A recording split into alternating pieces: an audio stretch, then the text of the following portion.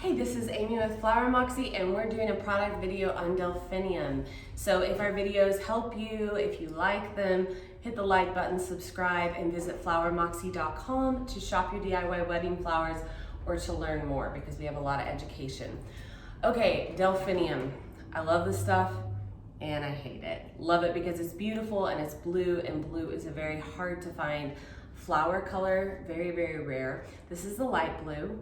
The dark blue Delphinium is a really nice royal punchy blue, and I love it. Works great for any kind of jewel tone palettes. This is what we need to know about Delphinium. It is sensitive. It doesn't love to be shipped, and it doesn't love extremely hot weather, and it sheds like a Siberian Husky. When you get it in, it's gonna come in a plastic sleeve. When you take it out of the plastic sleeve, you're probably gonna have a lot of soldiers that dropped off, meaning that it sheds, and that's normal. You wanna give it a fresh cut. The greenery never looks awesome on Delphinium. It always just looks like weedy and ratty. So I typically always clean this off, and you wanna give it a fresh cut and put it in cool water.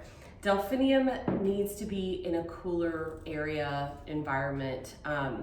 You know, if you have access to a cooler or refrigerator, it will love it.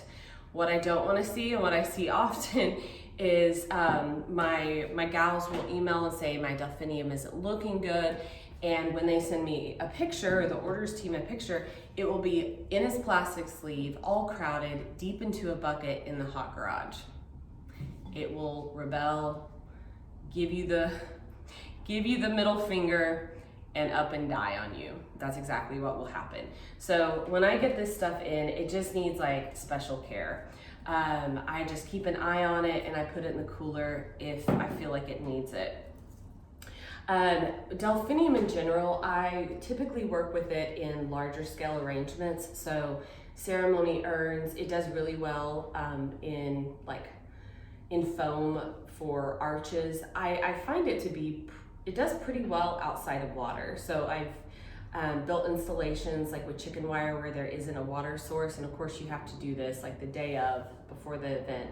But I find that it does hold up, even though it is a little bit sensitive. I often have to use it in bouquets. I hate doing that because I have to pull so much off of it. Now, if I'm doing a wildflower bouquet with a lot of linear flowers, then it works just fine. But if I just need those accents of blue and I can't get my hands on thistle, tweedia, I often have to turn to Delphinium. When you do that, unfortunately, you have to pull off all of these lower buds, which feels so wrong, but there's no other way to do it. Now, maybe pop these guys in a little bud vase. I don't think that they're strong enough for a boutonniere. But you could put them in a bud vase, give them to your photographer to do some flat lay pictures, because they really love using those. And I would pull that into the bouquet. And I would probably have a buddy something linear that goes along with it. So it's not like I have this rounded bouquet with this weird guy sticking out all on its own. So I might add a little bit of stock to just kind of, to break up that harsh line in my design. So that is when I turn to Delphinium. Other than that, I love it in large scale arrangements.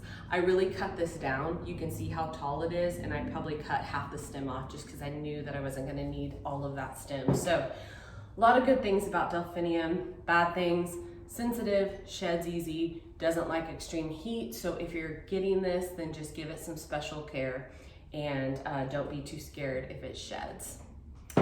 If this helped you in any way, like or subscribe below. Visit us at Flower Moxie. Feel free to leave any questions, any requests. I'm happy to answer them. Thank you so much.